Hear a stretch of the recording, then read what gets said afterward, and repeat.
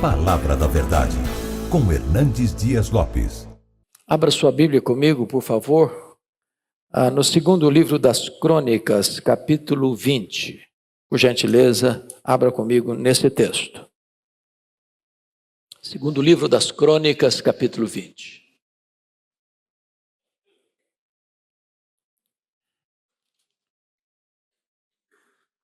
Esta é uma narrativa emocionante de uma retumbante vitória do rei Josafá sobre os inimigos. Está escrito: depois disto, os filhos de Moabe e os filhos de Amon, com alguns dos meunitas, vieram à peleja contra Josafá. Então vieram alguns que avisaram a Josafá, dizendo: grande multidão vem contra ti da além do mar e da Síria. Eis que já estão em Hazazon Tamar, que é em Gedi. Então Josafá teve medo e se pôs a buscar ao Senhor, e apregou o jejum em todo Judá. Judá se congregou para pedir socorro ao Senhor. Também de todas as cidades de Judá veio gente para buscar ao Senhor. Pôs-se Josafá em pé na congregação de Judá e de Jerusalém, na casa do Senhor, diante do pátio novo, e disse: ah, Senhor, Deus de nossos pais, porventura não és tu Deus nos céus? Não és tu que dominas sobre todos os reinos dos povos? Na tua mão está a força e o poder, e não há quem te possa resistir. Porventura, ó nosso Deus, não lançaste fora os moradores desta terra de diante do teu povo de Israel, e não a deste para sempre à posteridade de Abraão, teu amigo? Habitaram nela e nela edificaram um santuário ao teu nome, dizendo: se algum mal nos sobrevier, espada por castigo, peste ou fome, nós nos apresentaremos diante desta casa e diante de ti, pois o teu nome está nesta casa. E clamaremos a ti na nossa angústia, e tu nos ouvirás e livrarás. Agora, pois, eis que os filhos de Amon e de Moabe, os do monte Seir, cujas terras não permitiste a Israel invadir quando vinham da terra do Egito, mas deles se desviaram e não os destruíram, eis que nos dão o pago, vindo para lançar-nos fora da tua possessão, que nos deste em herança. Ah, nosso Deus, acaso não executarás tu teu julgamento contra eles? Porque em nós não há força para resistirmos a essa grande multidão que vem contra nós, e não sabemos nós o que fazer. Porém, os nossos olhos estão postos em ti. Todo Judá estava em pé diante do Senhor, como também as suas crianças, as suas mulheres e os seus filhos. Então veio o Espírito do Senhor no meio da congregação sobre Jaziel, filho de Zacarias, filho de Benaia, filho de Jeiel, filho de Matanias, levita dos filhos de Asaf, e disse: dai ouvidos todo Judá, e vós moradores de Jerusalém, e tu, ó rei Josafá, ao que vos diz o Senhor: não temais, nem vos assusteis por causa desta grande multidão, pois a peleja não é vossa, mas de Deus. Amanhã descereis contra eles, eis que sobem pela ladeira de Ziz, encontrá-los eis no fim do vale, defronte do deserto de Jeruel. Neste encontro não tereis de pelejar, tomai posição, ficai parados, e vede o salvamento que o Senhor vos dará, ó Judá e Jerusalém. Não temais, nem vos assusteis, amanhã saí-lhes ao encontro, porque o Senhor é convosco. Então Josafá se prostrou com o rosto em terra, e todo Judá e os moradores de Jerusalém também se prostraram perante o Senhor e o adoraram. Dispuseram-se os levitas dos filhos dos coatitas e dos coreitas para louvarem ao Senhor Deus de Israel em voz alta sobremaneira. Pela manhã cedo se levantaram e saíram ao deserto de Tecoa. Ao saírem eles, pôs-se Josafá em pé e disse: ouvi-me, ó Judá, e vós, moradores de Jerusalém, crede no Senhor vosso Deus e estareis seguros. Crede nos seus profetas e prosperareis. Aconselhou-se com o povo e ordenou cantores para o Senhor, que vestidos de ornamentos sagrados e marchando à frente do exército, louvassem a Deus, dizendo: rendei graças ao Senhor, porque a sua misericórdia dura para sempre. Tendo eles começado a cantar e a dar louvores, pôs o Senhor emboscada contra os filhos de Amon e de Moabe e os do monte Seir, que vieram contra Judá, e foram desbaratados. Porque os filhos de Amon e de Moabe se levantaram contra os moradores do Monte Seir para os destruir e exterminar. E tendo eles dado cabo dos moradores de Seir, ajudaram uns aos outros a destruir-se. Tendo Judá chegado ao alto que olha para o deserto, procurou ver a multidão. E eis que eram corpos mortos que jaziam em terra sem nenhum sobrevivente. Vieram Josafá e o seu povo para saquear os despojos e acharam entre os cadáveres riquezas em abundância e objetos preciosos. Tomaram para si mais do que podiam levar e 3 dias saquearam o despojo, porque era muito. Ao 4º dia, se ajuntaram no vale de bênção, onde louvaram o Senhor. Por isso chamaram aquele lugar de Vale de Bênção até o dia de hoje. Então voltaram todos os homens de Judá e de Jerusalém, e Josafá à frente deles, e tornaram para Jerusalém com alegria, porque o Senhor os alegrara com a vitória sobre os seus inimigos. Vieram para Jerusalém com alaúdes, harpas e trombetas para a casa do Senhor. Veio da parte de Deus o terror sobre todos os reinos daquelas terras, quando ouviram que o Senhor havia pelejado contra os inimigos de Israel. Assim, o reino de Josafá teve paz, porque Deus lhe dera repouso por todos os lados. Amém? Você pode repetir em voz alta comigo o verso 12, por gentileza? Vamos juntos? Ah, nosso Deus, acaso não executarás tu o teu julgamento contra eles? Porque nós não há força para resistirmos a essa grande multidão que vem contra nós. E não sabemos nós o que fazer, para os nossos olhos estão postos em ti. Essa declaração do rei Josafá é a minha declaração. Eu acho que também é a sua.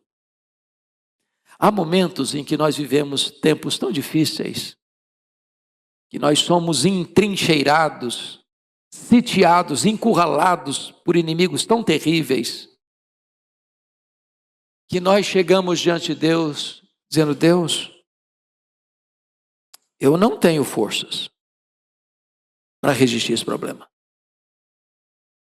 Aliás, Deus, eu não só não tenho força, eu não sei nem o que eu vou fazer. Eu não tenho estratégia também. Mas uma coisa, Deus, eu preciso dizer: os meus olhos estão postos em ti. Eu não sei como é que você veio aqui hoje, mas eu tenho orado e pedido a Deus que esta palavra seja para o seu coração. E eu estou tão necessitado desta mensagem quanto você também. E ao dirigir esta palavra a você, eu quero exortar minha própria alma nesta noite. Há momentos que nós enfrentamos uma ameaça real, uma ameaça iminente e uma ameaça mortal. Foi isso que esse rei está enfrentando. Ele é filho de Asa, começou a reinar com 35 anos de idade, reinou 25 anos, mas aqui ele está enfrentando o problema mais perigoso da sua vida. O que está acontecendo? Os parentes, Amon e Moabe. Quem são os amonitas e os moabitas? São os descendentes de Ló, sobrinho de Abraão. E os do Monte Seir, quem são os do Monte Seir? São os edomitas, descendentes de Esaú. Esses 3 inimigos, que Deus não permitiu que Israel mexesse com eles na travessia pelo deserto, agora se reúnem numa grande conspirata, numa grande revolta, e se acampam às margens do Mar Morto em En-Gedi, prontos como uma grande multidão para atacar Jerusalém. Quando o rei é informado que essa multidão já está muito próxima, e que essa multidão vai subir o monte, que essa multidão vai atacar e invadir Jerusalém, e Josafá não tem a mínima possibilidade de resistir a essa grande multidão. Não há tempo sequer para convocar os seus soldados. E ainda que o fizesse, eles não tinham força humana para resistir àquela grande multidão. Ele está não só impotente, mas ele está sem qualquer estratégia. é quando ele chega diante de Deus e faz essa declaração: mas os nossos olhos estão postos em ti. Então diz a Bíblia que ele convoca toda a nação para orar, para jejuar. E ele faz uma oração firmada na soberania de Deus, na fidelidade de Deus às suas promessas. E então ele quer ouvir a voz de Deus. E quando Deus fala através dos seus instrumentos, a mensagem é esta: acalme, aquiete o seu coração. Essa peleja não é sua, essa peleja é de Deus. Vocês não precisam ter medo. Vocês não precisam nem sequer batalhar. Aquietem-se e vocês verão o grande livramento de Deus. E diz o texto que então ele adorou a Deus. Então convocou-se um coral que, marchando à frente do exército, ia cantando louvores a Deus em voz alta, sobremaneira. E diz o texto que, tendo eles começado a cantar e a dar louvores a Deus, o Senhor pôs emboscada contra os inimigos e eles foram desbaratados.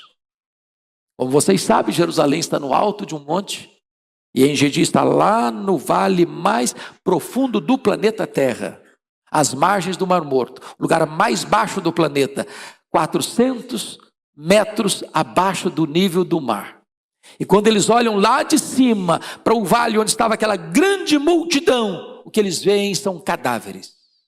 E quando eles descem, tem despojos, tem tesouros, e eles saqueiam este vale 3 dias, pegando os despojos, as riquezas.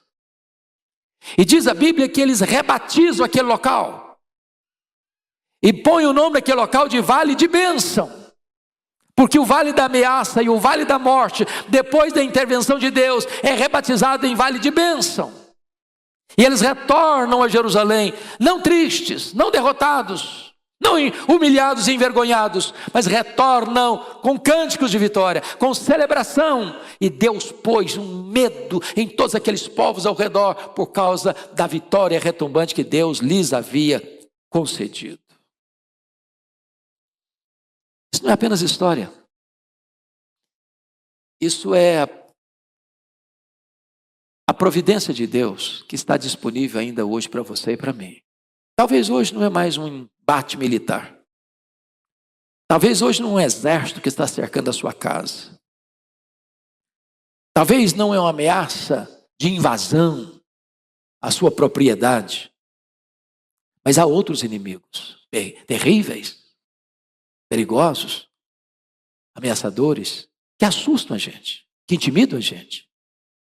Problemas e inimigos maiores do que nossas forças. Nós não temos em nós mesmos força para enfrentar, nem estratégia. Mas aqui nesse texto, nós aprendemos sobre as armas da vitória nesta grande batalha. Quando você não sabe o que fazer, Deus dá para você estratégias para fazer e vencer. Que estratégias são essas? A primeira delas, meus amados irmãos, confira comigo a partir do verso 3, é a oração. A oração. A oração não é em si poderosa, é claro. Mas a oração é o instrumento para a gente fraca acionar o Todo-Poderoso. A oração leva você a conectar sua fraqueza com a onipotência de Deus. A oração une o altar da oração ao trono que governa o universo. Então diz a Bíblia que Josafá começa a orar, a buscar o Senhor. E a pergunta é: quando é que você deve orar? Você deve orar quando o inimigo ataca você. E ele ataca você todo dia, em todo lugar, em todas as circunstâncias. Ele ataca você, e quando você deve orar? É quando você está com medo. Diz o versículo 3 que Josafá teve medo. Josafá é um rei, ele é muito rico, ele é muito poderoso, mas ele teve medo. Você tem medo também? Tem hora que você tem medo também. Você lida com problemas na sua vida, na sua casa, que você diz, meu Deus, eu não sei o que fazer, eu vou fazer, eu não sei como fazer, esse problema eu não sei resolver, esse problema é muito maior do que eu tenho capacidade de resolver, e às vezes você se vê ameaçado e você tem medo, e Josafá teve medo, e quando você tem medo, você precisa buscar o Senhor. Agora notem, o medo não o afastou de Deus, o medo o empurrou para Deus. Terceiro, quando você deve orar? Você deve orar quando você não sabe o que fazer.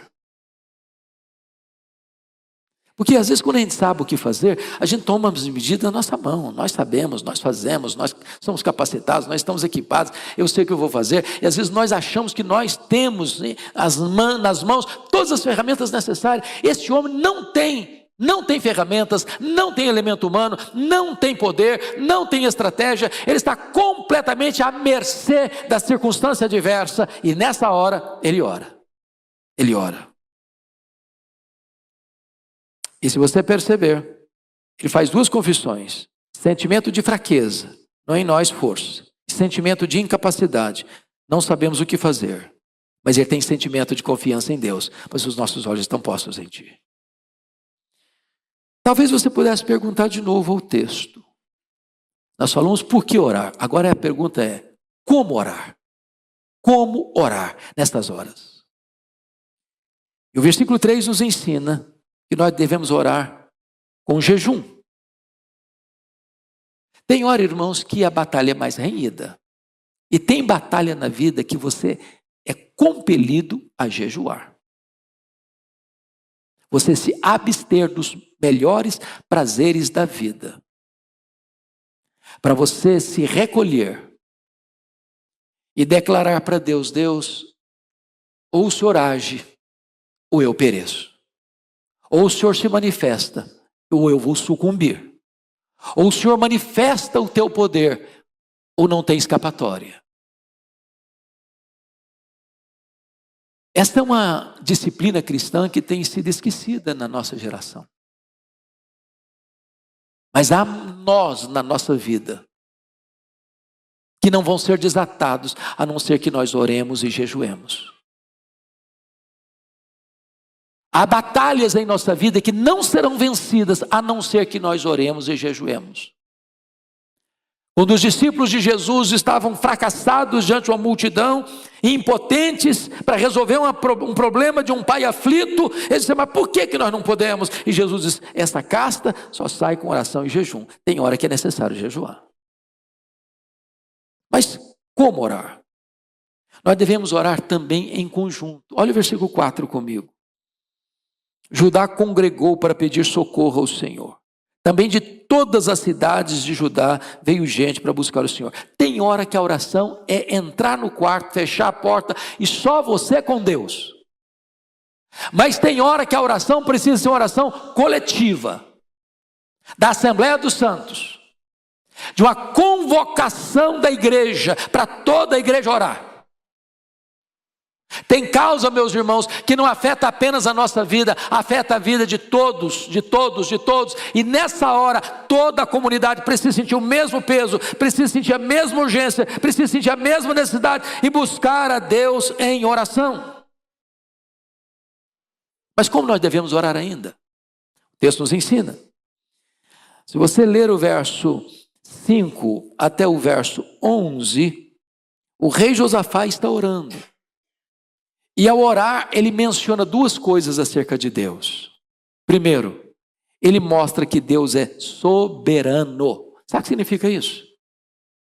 Quando a gente passa por um problema, e nós não sabemos o que fazer, e nós não temos força, e nós não temos estratégia, nessa hora você precisa entender uma coisa, que o seu Deus continua no trono, o seu Deus não perdeu o controle, o seu Deus não conhece impossibilidades. O seu Deus não tem problema para ele insolúvel. O seu Deus pode entrar na história e reverter a situação e mudar o placar do jogo e virar a mesa e fazer um grande milagre onde você só vê tragédia. Deus é soberano. Louvado seja o Senhor. Ele é Deus nos céus. Ele domina sobre todos os reinos dos povos, e na sua mão está a força e o poder, e não há quem possa resisti-lo, disse o rei Josafá. Mas há uma segunda coisa que ele faz aqui. Além de reconhecer a soberania de Deus, ele reconhece a fidelidade de Deus às suas promessas.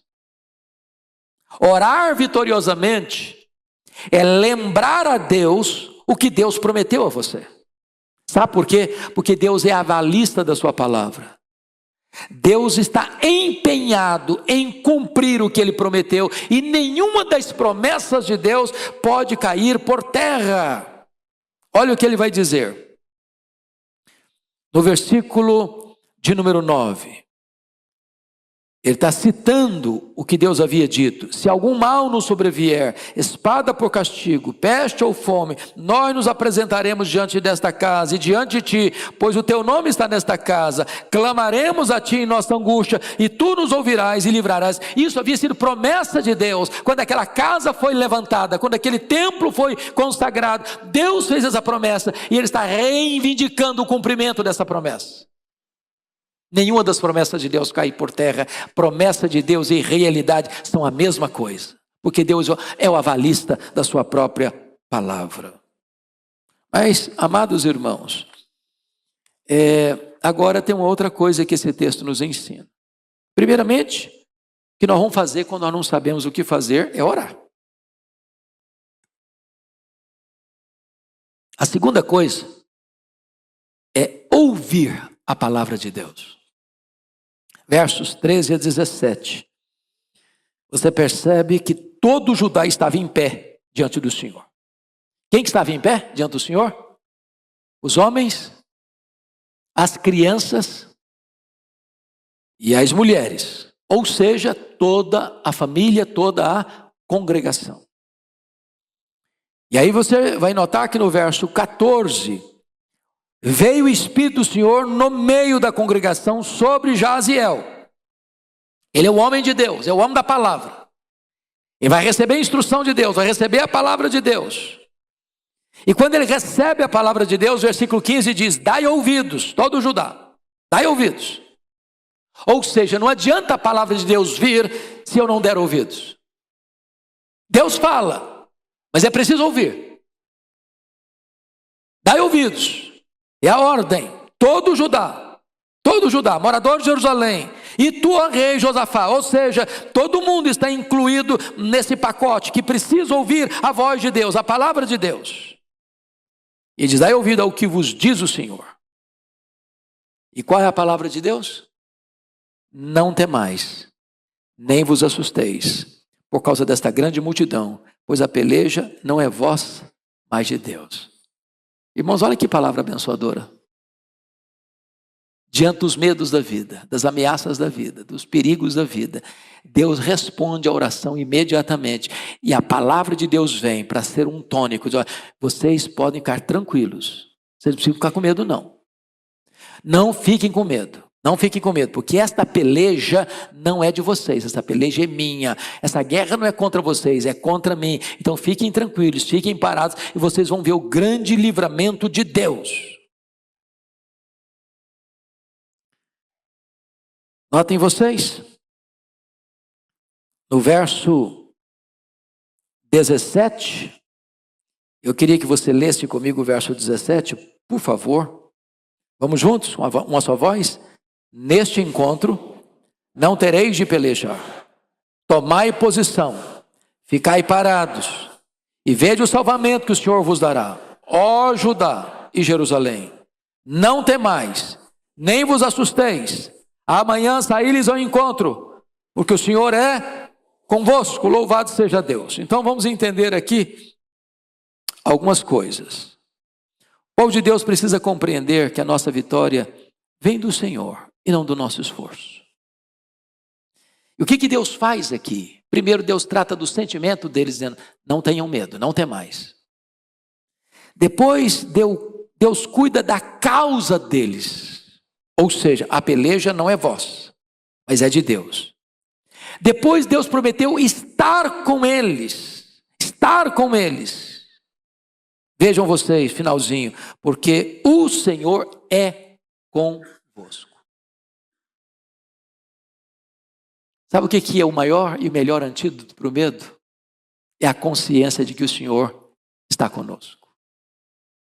Ainda que eu ande pelo vale da sombra da morte, eu não temerei mal nenhum, porque tu estás comigo. Jesus disse: eis que eu estou convosco todos os dias, até a consumação dos séculos.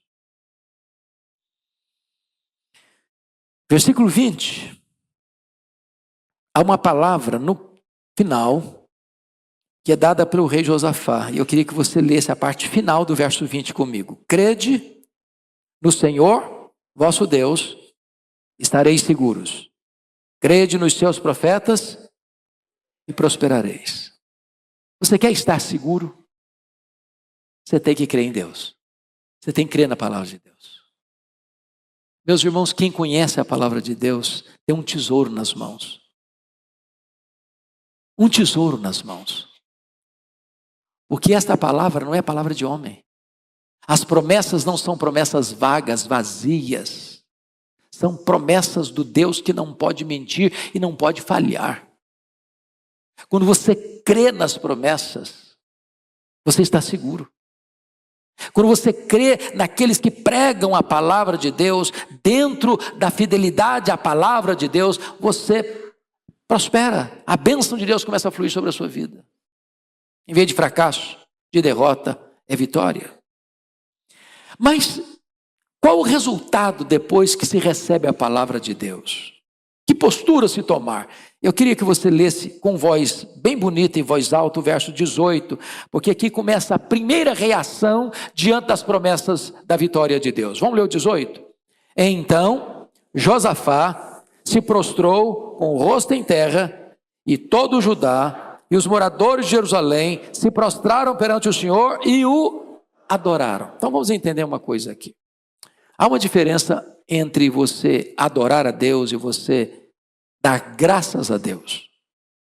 Se você ler, por exemplo, o livro de Apocalipse, sempre que o povo, a igreja está adorando, ou os anjos estão adorando, eles estão prostrados.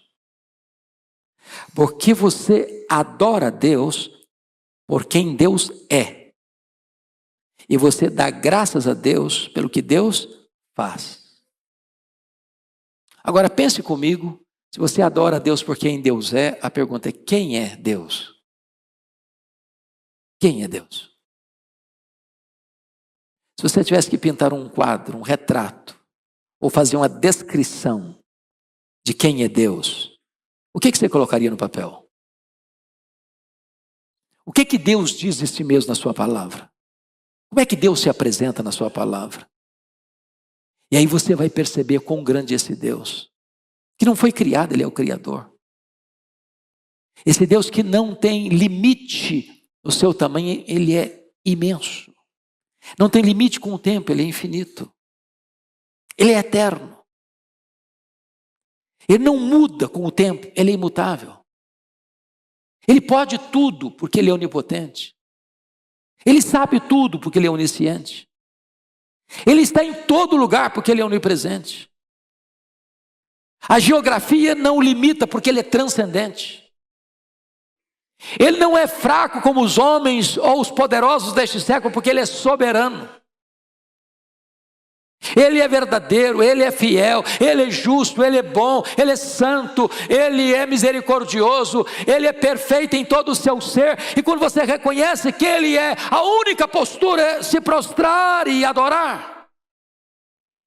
E você foi criado, e eu fui criado, e nós fomos criados para adorá-lo. O fim principal do homem é glorificar a Deus e desfrutar da sua presença para sempre. É para a adoração que você foi criado, é para a adoração que você foi salvo. E como lemos, a palavra de Deus é proclamada para que os gentios, para que os povos, para que as nações adorem a Deus, adorem a Deus, adorem a Deus.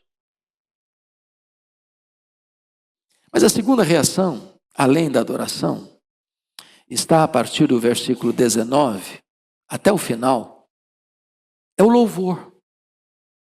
É o louvor. E notem vocês que eles se prostram para adorar e eles se levantam para louvar.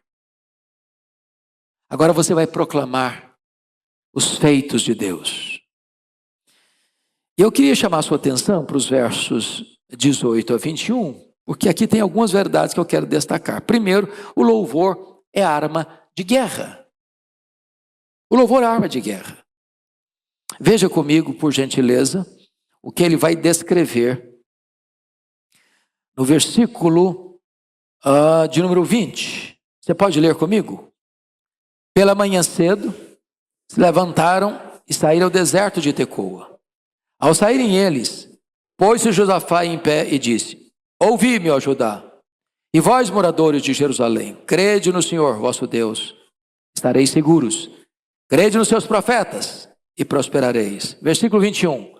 Aconselhou-se com o povo e ordenou cantores para o Senhor, que vestidos de ornamentos sagrados e marchando à frente do exército, louvassem a Deus, dizendo: rendei graças ao Senhor, porque a sua misericórdia dura para sempre. É quase incompreensível isso, do ponto de vista de estratégia de guerra. Porque a estratégia de guerra seria colocar um exército blindado, as armas mais poderosas, os homens mais treinados para o enfrentamento, para o combate, para a conflagração, para a guerra. Mas quando ele coloca o louvor dos cantores à frente, ele está dizendo o seguinte: o louvor é arma de guerra. Às vezes nós somos levados a pensar que você louva depois que a guerra foi ganha, que a vitória foi declarada, que o problema foi resolvido, que o inimigo foi derrotado. Mas aqueles estão louvando a Deus não depois da vitória, mas antes da vitória e para alcançar a vitória. Isso é algo maravilhoso, porque versículo 22, você pode ler comigo 22, aqui está a chave do assunto. Vamos ler juntos em voz alta? Tendo eles começado a cantar e a dar louvores, pôs o Senhor emboscada contra os filhos de Amon e de Moabe, e os do monte Seir, que vieram contra Judá, e foram desbaratados.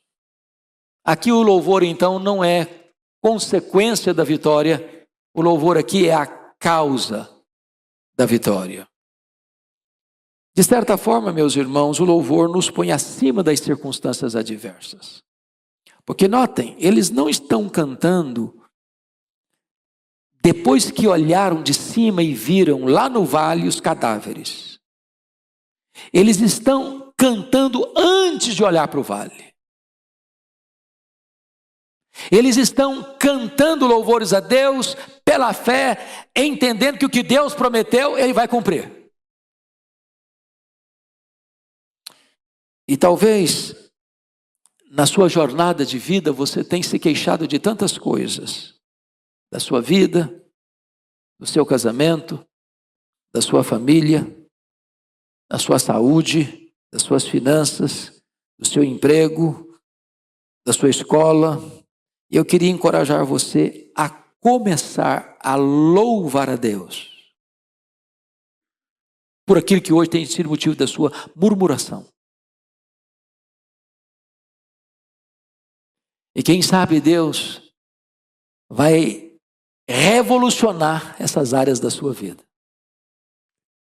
E você vai perceber que aquilo que você nunca conseguiu e que você nunca teve força e nunca teve estratégia para resolver, quando você começar a louvar a Deus, Deus vai colocar cada coisa no seu devido lugar e mostrar a você o seu poder e a sua gloriosa vitória. Deus muda o cenário. Me permita ilustrar isso de uma maneira que mexeu comigo um dia. Eu era pastor em Bragança Paulista, começando meu pastorado. E eu tive naquele ano de 1982, 2 golpes muito profundos na vida. O assassinato do meu irmão, no dia 2 de agosto, e o falecimento do meu pai, no mesmo ano, no dia 1º de dezembro. E eu tinha ido visitar meu pai. Ele estava internado, e eu fiz aquela pergunta que todo coração angustiado faz, mas a gente já sabe a resposta. Perguntei para o doutor, na sua visão, qual a perspectiva de vida do meu pai? Ele disse, olha, eu não tenho essa resposta. Essa resposta não me compete. Seu pai pode ir a óbito em uma semana, como seu pai pode ser curado e viver mais anos e anos. E aquele zelo de pastor que não quer ficar longe do rebanho, não pode ficar longe do rebanho, deu um beijo no meu pai e disse, papai, Deus te abençoe, eu estou indo embora então, voltar ao meu trabalho. Peguei um avião, cheguei em Bragança, bem cheguei, telefonema, seu pai faleceu. E eu fiquei com o coração pesado, puxa vida, como eu não sabia, podia ter ficado do lado dele. E aí eu peguei um aviãozinho aqui em Congonhas, aquela garoa de São Paulo, e estava uma neblina, e aquele ambiente nebuloso estava combinando com o meu coração doído, abatido. E o avião decolou e com menos de um minuto ele atravessou aquelas nuvens. E lá em cima o sol brilhava com muito fulgor. E Deus ministrou o meu coração. Quando você louva, a sombra vai embora, o nevoeiro vai embora, o sol volta a brilhar, a alegria brota nos lábios. Deus cura o seu coração, Deus restaura a sua alma, o louvor muda as circunstâncias, na dor inclusive. O que Jó disse, o Senhor Deus deu, o Senhor Deus tomou, bendito seja o nome do Senhor. Foi o que Jó disse mais tarde, Deus inspira canções de louvor nas noites escuras. Sabe por quê, meus irmãos? Porque o louvor aciona o braço de Deus, tendo eles começado a cantar e a dar louvores, pois o Senhor emboscada, não foram eles não, o Senhor pôs emboscada, o Senhor é quem venceu, é o Senhor que entrou no campo, é o Senhor que acionou as armas, é o Senhor quem os derrotou.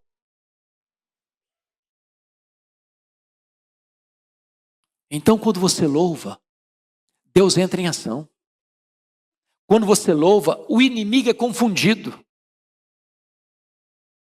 Quando você louva, o cenário sombrio muda. Como aconteceu com Paulo e Silas, lá na prisão em Filipos. Eu fiquei muito feliz agora na última viagem, que eu tive a oportunidade de conhecer Filipos. Como me ajudou a entender o texto. Filipos hoje é ruínas. Mas as ruínas que estão lá mostram que era uma grande cidade, era uma colônia romana. E ali tem um penhasco imenso de pedras, de rochas. E o local onde Paulo e Silas foram presos era uma prisão cavada exatamente na rocha. E é por isso que o texto diz que colocaram Paulo na prisão interior. Era interiora, era um local cavado na rocha, sem luz, sem ar fresco, onde eles eram amarrados num tronco. A prisão era de pedra. E eles estão com as costas sangrando. Mas eles, à meia-noite, em vez de eles estarem murmurando e reclamando, eles estão orando e cantando louvores a Deus. E porque eles estão cantando e louvando, trazendo louvores a Deus, o Senhor mexe com as estruturas da prisão. A prisão se abre. O carcereiro se converte com a sua família. E aquilo que parecia uma tragédia é o começo de uma grande igreja que vai se tornar a igreja mais parceira de Paulo em todo o seu ministério. Talvez hoje você olhe para a cena e diz, meu Deus, não vejo saída aqui. E aquilo pode ser a grande vitória de Deus na sua vida. Então, o louvor é a causa da vitória. O louvor não é apenas consequência da vitória, é a causa da vitória. Eu não sei que luta você está passando hoje. Mas a minha palavra para você e para mim hoje, não espere brotar no céu arco-íris para louvar. Louve a Deus na tempestade. Não espere o vendaval da sua família passar para você louvar. Louve para o vendaval passar. Não espere os inimigos que espreitam você caírem para você louvar. Louve para os inimigos caírem e serem derrotados. Deus está hoje nos convocando, irmãos, ao louvor ultra circunstancial. Foi o que talvez aconteceu com o Dr. Spafford, na cidade de Chicago. Vocês tão bem conhecem essa história. E é para mim um dos meus hinos preferidos e prediletos. O hino 108 do Inário Novo Cântico.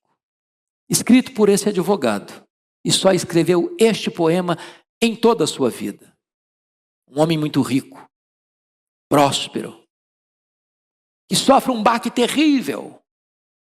Quando Moody estava fazendo uma cruzada em Chicago e um incêndio que devastou a cidade de Chicago, e ele perdeu grande parte da sua fortuna nesse incêndio. Depois ele enfrenta um outro golpe na vida. Ele tinha 4 filhas e um filho.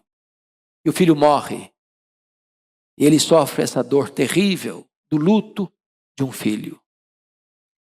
Tentando acalmar a alma, buscar refrigério para essa hora de tanta dor, ele resolve fazer uma viagem com a família. E na véspera da viagem, ele não consegue embarcar com a sua esposa, com as suas 4 filhas, com negócios que tinha para resolver em Chicago. E aí embarcou a esposa e as 4 filhas, com o compromisso de na semana seguinte viajar para o encontro, encontrar-se com elas. Mas naquela viagem acontece uma tragédia. Aquele navio naufraga. E as 4 filhas morrem no acidente. E a esposa manda um telegrama para ele: salva, porém só. E ele então viaja no dia seguinte ao encontro da sua esposa e pediu ao comandante do navio para mostrar para ele o local do acidente. E quando ele viu o local onde as suas filhas foram engolidas pelas águas, o Deus que inspira canções de louvor nas noites escuras, botou no coração dele esta canção: se paz a mais doce me deres gozar, se dor a mais forte sofrer, ó seja onde for, tu me fazes saber que feliz com Jesus sempre sou. Sou feliz com Jesus, meu Senhor. Esse estribilho na língua original, na língua inglesa que foi escrito, é diferente. Está tudo bem com a minha alma. Está tudo bem com a minha alma. It's well with my soul. It's well with my soul. Apesar da luta, está tudo bem com a nossa alma. Se nós entendemos que mesmo na crise, nós podemos louvar ao Deus da nossa vida. Eu quero concluir dizendo que o louvor não apenas nos traz a vitória de forma rápida, mas o louvor reverte a situação. Porque o vale da ameaça foi batizado agora de vale de bênção. A ameaça de uma perda de todos os bens, porque o inimigo viria, invadiria, saquearia Jerusalém, agora reverte, são eles que estão saqueando o acampamento do adversário e encontrando tesouros. Eu quero dizer para você nesta noite que esse povo aqui louvou a Deus antes da batalha, no versículo de número 21. Esse povo aqui louvou a Deus durante a batalha, versículo 22. Mas esse povo louvou a Deus depois da batalha, versículo 28. Deus é digno de ser louvado antes da luta, no meio da luta e depois da vitória sobre a luta. Este é o seu Deus. Este é o nosso Deus. É o Deus que está aqui nesta noite. É o Deus que conhece as lutas que você enfrenta. É o Deus que pode estender o seu braço onipotente para você e dizer: não fique com medo, não fique com medo. Essa luta sua não é sua, é minha. E eu vou dar a vitória a você. Adore a Deus. Louve ao Senhor. E você verá o braço estendido de Deus lutar as suas guerras e dar a você a vitória.